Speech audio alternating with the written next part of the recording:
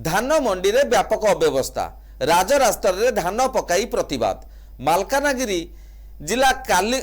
Kalimela block लुगेल panchayat धान मंडी रे व्यापक अव्यवस्था अभियोग राजरास्ता रे धान पकाई चाषी प्रतिवाद कालीमेलारू मोटू को संजोग करिथिबा 326 नंबर जातीय राजपथ अवरोध कले शह शह चाषी मंडी अचलावस्था को नहीं राजरास्ता रे देखा मिली एभली प्रतिवाद मंडी रे बिक्री होई पारुनी धान शीत काकर रे उजागर होई धान बिक्री अपेक्षा रे चाषी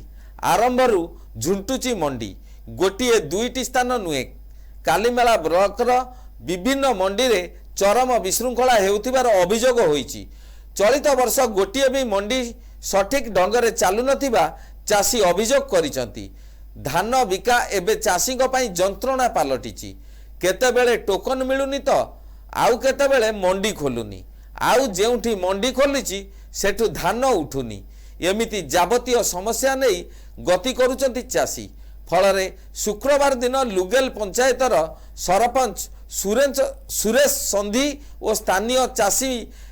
कालीमेलारू मोटू को संजोग करिथिबा मुख्य रास्ता अवरोध करथिले खबर पाई पुलिस घटनास्थल रे पहुंचीथिले एवं स्थानीय तहसीलदार कालीमेला लैंप अधिकारी